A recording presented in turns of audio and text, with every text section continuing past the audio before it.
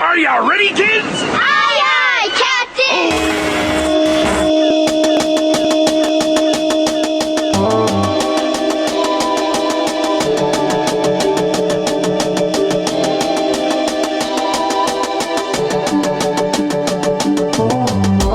I was open to playing anything and everything.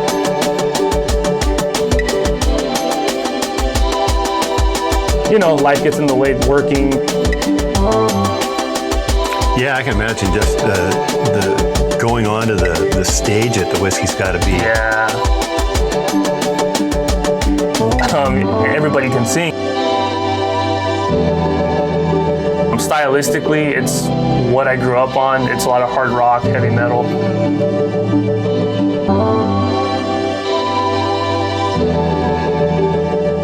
It made me want to just keep doing it.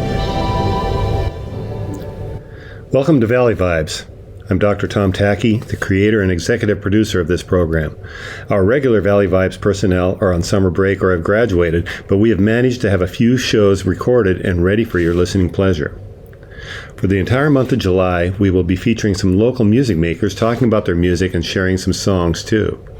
If you are a music maker and want to share on a Valley Vibes episode in the future, please reach out to us by email at imperialvalleyvibes with a Z at gmail.com.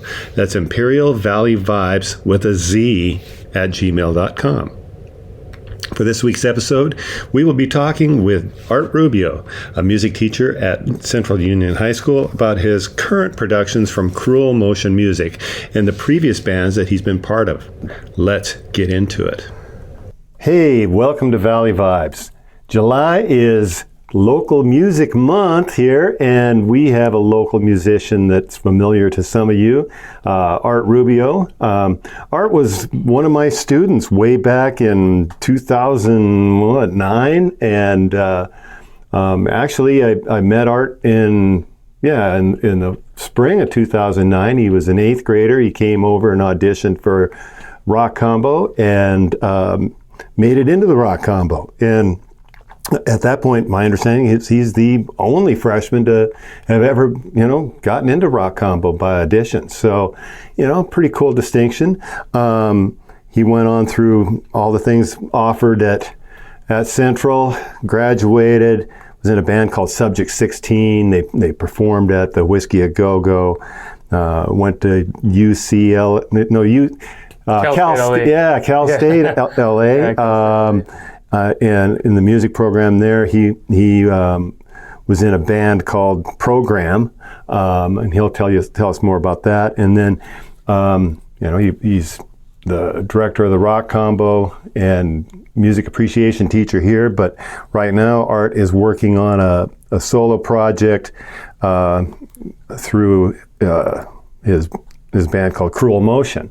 So anyway, Art, how you doing? Pretty good, thank you. All right. Glad to be on here again. Yeah, we're glad you're here. So, tell us about, just the whole journey, starting from, like, if you want to go all the way back to Rock Combo, that's cool. But, I want to hear a little bit about Subject 16 and such, and then, where you're going, and so we can get to Cruel Motion. But there's a lot in between here and there. Yeah, well, to start, I came to Central as was already mentioned, and I made friends here, connections to a lot of connections to other musicians that were a lot older than me.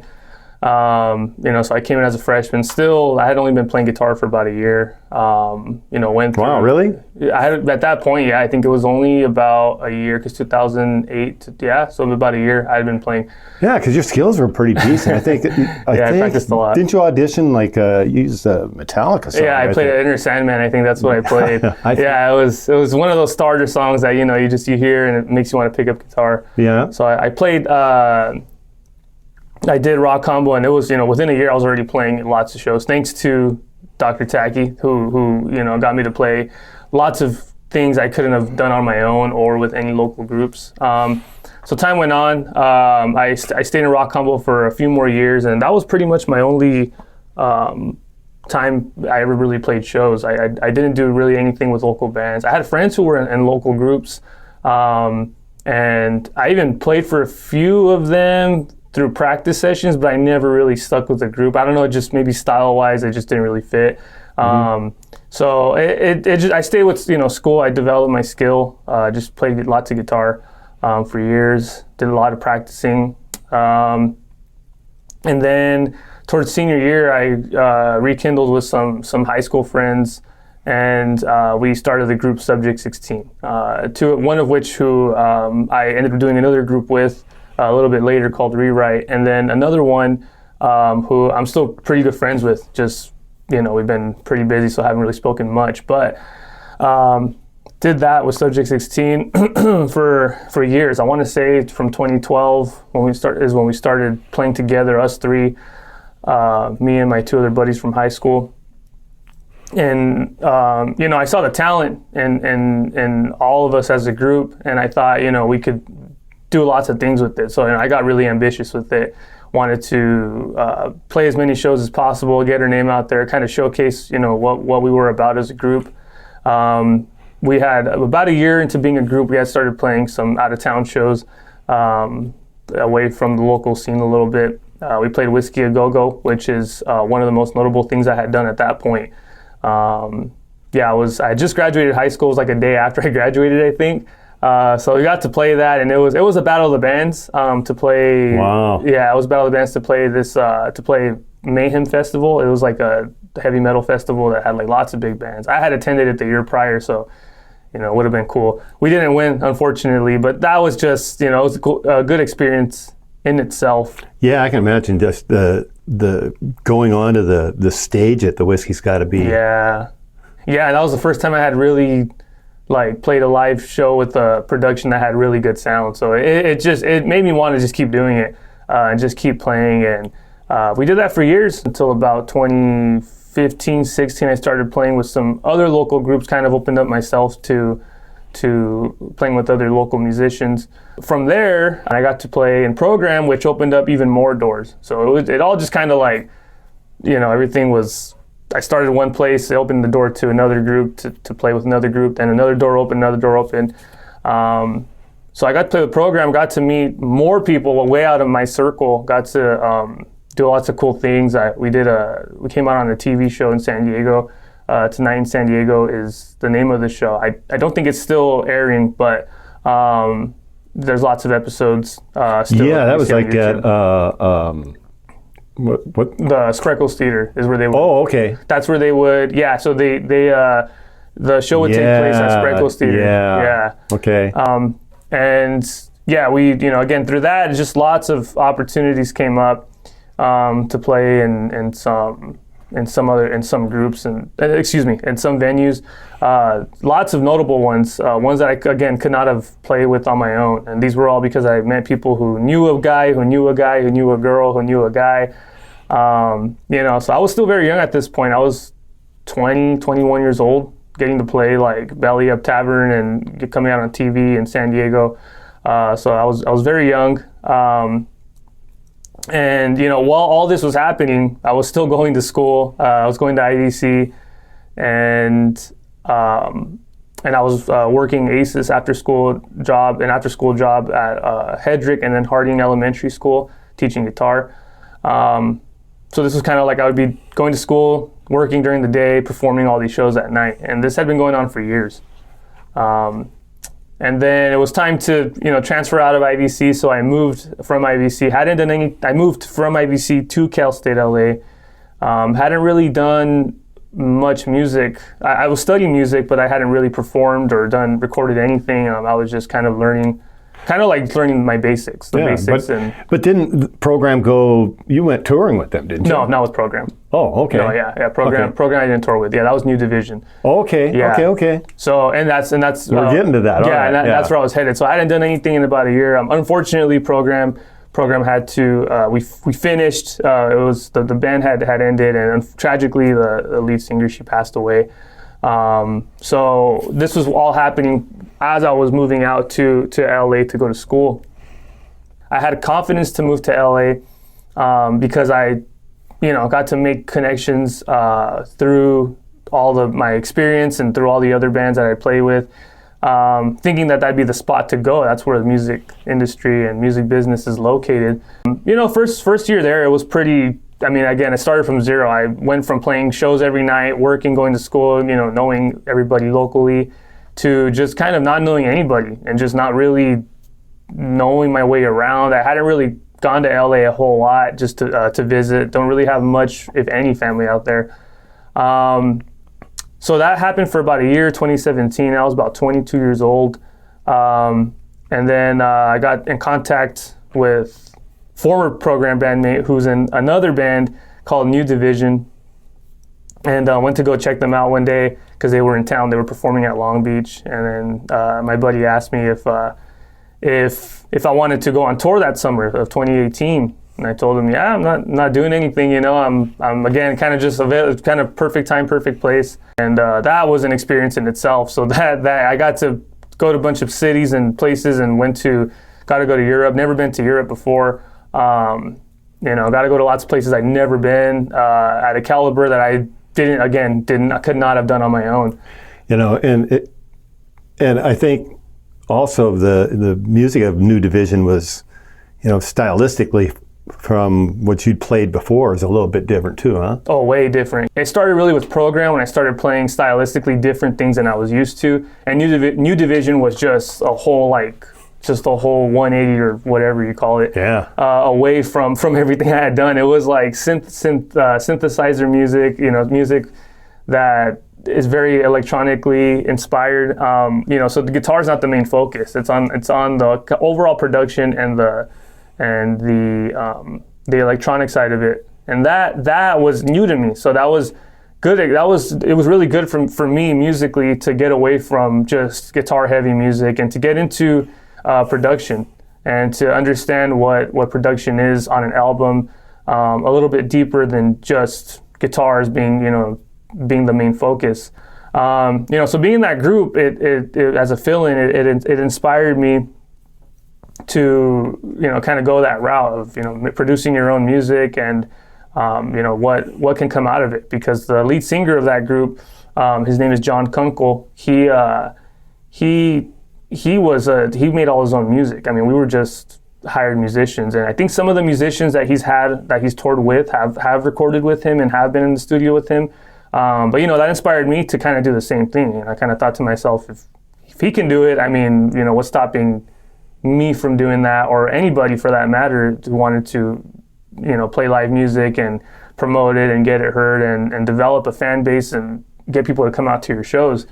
And then that happened, and I got to play with New Division for about a year. Again, that was like that whole year of 2018. I was like all over the place. We got to go travel the United States, go to Europe, places I had never been before. So that was just a really, really cool time and a really crazy experience. I was in college, but one thing that would happen is I would get off of playing shows and I would come back to just working, going to school.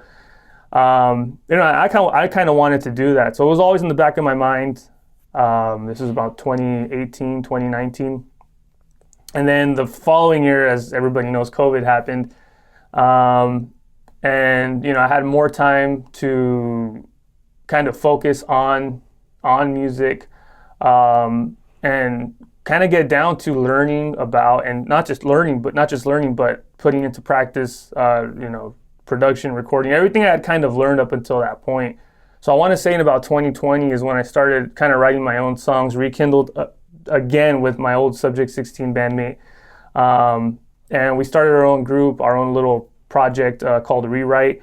And that was something that, I got to kind of use a little bit more of my expertise in, whereas Subject 16 was 3 or 4 of us kind of collaborating as a group. This was just me and my buddy David, and we got to overcome hurdles musically, production, as far as production goes, the recording side of things. I got to learn a lot because David is very knowledgeable about a lot of that stuff, and again, it opened up a whole another set of doors that I didn't even realize. I didn't know about, and I had already graduated from Cal State LA at this point. So again, it was just finally putting into practice. I had learned all that knowledge, and some things I forgot, some things kind of came back to me, as far as how to record, how to produce a song, and how to engineer a song, because those were things I had done in Cal State LA. My degree was commercial music performance. We've been talking with Art Rubio, local musician, local teacher at Central High. Art has talked to us about Subject 16 program, new division, rewrite groups. And when COVID hit, Art came back from LA and was living at home and became a teacher. I mean, he student taught with me during the online year and got hired. And but at this point, Art, you've started Cruel Motion. Yes. So why don't you tell us about Cruel Motion? Talk about the songs that we get to hear. That'd be fantastic. Yeah. So Cruel Motion is it's me. I do all the recording. I play all the instruments on there. I started taking up singing, something I would not have done if I didn't feel the need to. But I've practiced a lot. I produce everything on my own. I mix everything on my own. And again, it's a combination of all my experiences and me just kind of putting out everything I've learned as a musician. Are you doing this like in a home studio? Yeah, I record out of my house. Again, it's just after years of accumulating lots of different recording gear for other projects, and just learning from other musicians. It's come to this where now I've had my own kind of thing going with all my own resources. So again, I thought, why not just kind of do it on my own? Musically, again, there's still lots of things I'm not familiar with as far as like video editing and visual art that I might, outsource to somebody else. But that's what it is, really. So Cruel Motion it's just me. I do everything on there, and musically, it's lyrically, a lot of it has to do. So far, the 3 songs that I have, 2 of them have lyrics. 1 of them is just an instrumental. I started with an instrumental first, given that I had this idea of doing this band before I even kind of knew how to sing or how to sound good while singing, I guess you can say. So that was just an instrumental for that reason. I just went with what I was comfortable with. Stylistically, it's what I grew up on. It's a lot of hard rock, heavy metal. Again, so getting away kind of from the electronic and the lighter side of things, which I still do like and I still do plan on incorporating elements of. But the first song I went with my comfort. It was just it's instrumental, just a lot of guitar. Guitar solos are kind of the lead. Instead of there being vocal lines, there's a bunch of guitar licks and a bunch of guitar solos in there. So that first song is one I started with. What's the name of it? The Antic. And yeah, and I named it that. There's really no like meaning to it. It's just kind of like I thought it was.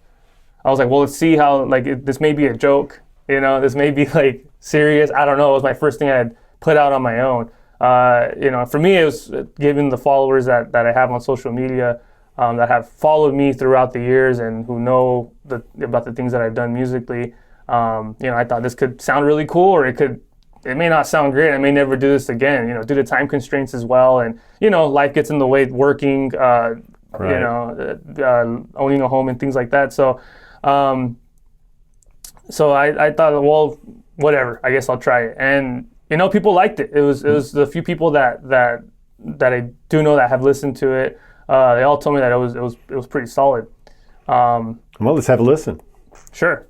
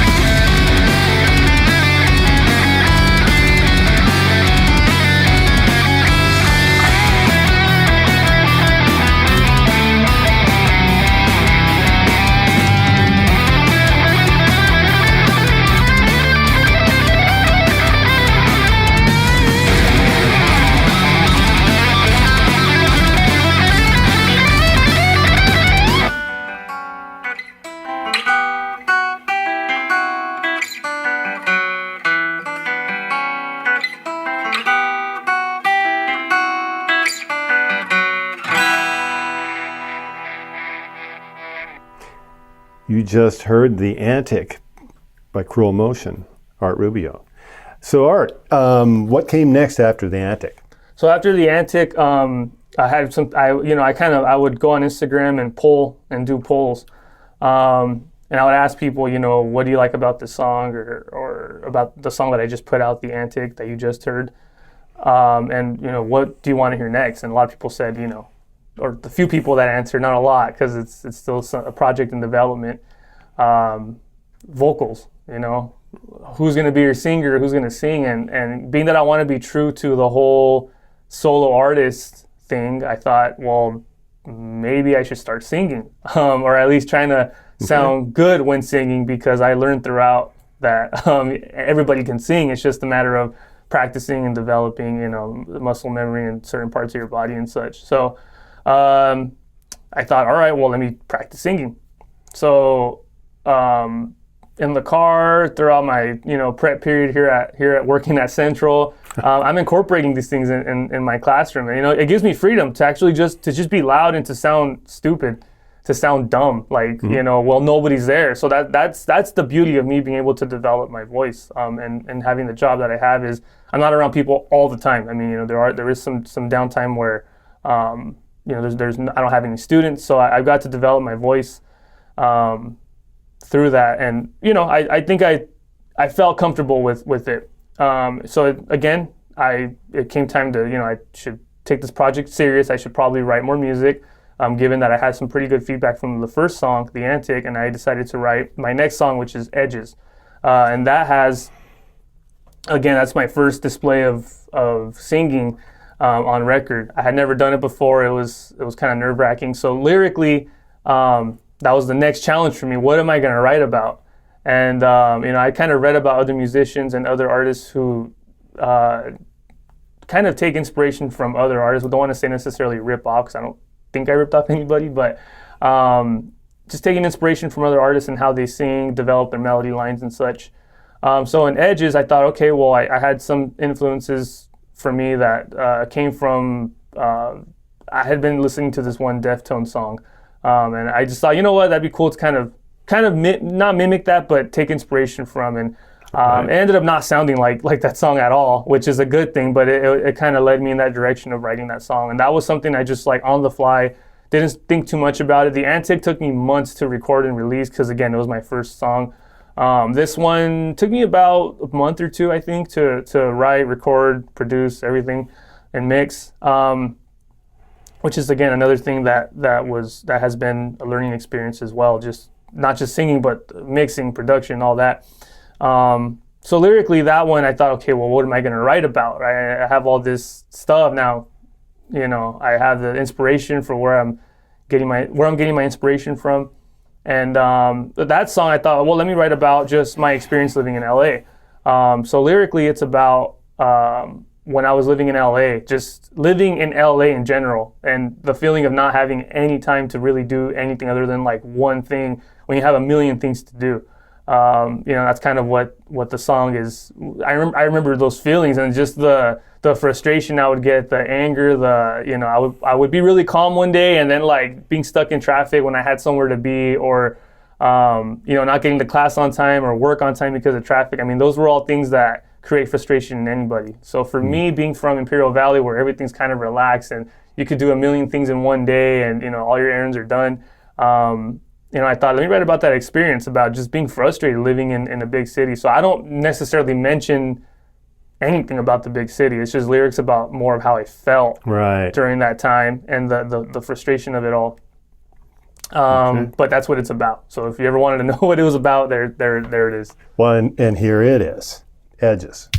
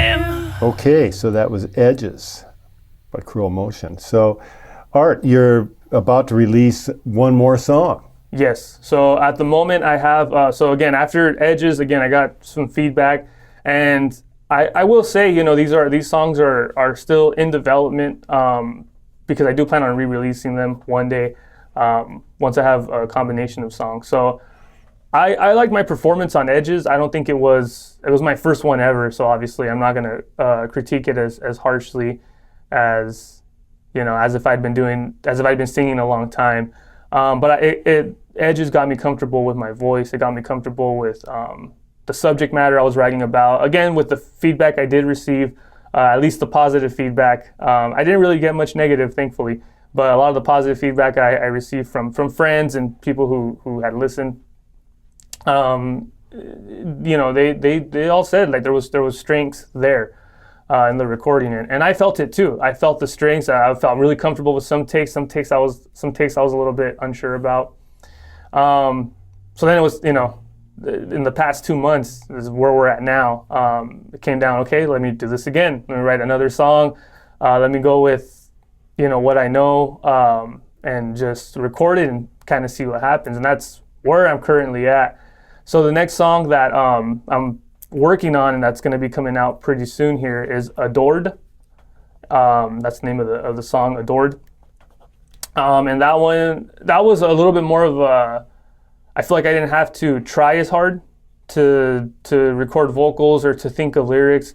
I just kind of, as I've been analyzing music a lot more and analyzing pop music and rock music and whatever, I realized some of these lyrics, you listen to them, you still don't know what they're talking about. It's just more about sounding cool, I guess, or sounding like you know what you're doing when there's really not much of a deep meaning. But Adored, funny enough, and it's lyrically, it's about, again, personal experiences of mine, and it's about literally me playing for other bands, and the feeling of being adored, but not really getting that recognition towards you. In other words, when I was playing with all these live groups that I was just kind of a hired gun for, that I was playing guitar for, you're on stage and it feels really good that people are watching you. They're adoring you essentially because you're a part of the whole production. But once you're done, it goes away and reality hits. And that happened to me a lot in a lot of occasions. And it was sobering because I'd be on stage and all over the country, or that the time we went to Europe, and you feel like you're on top of the world.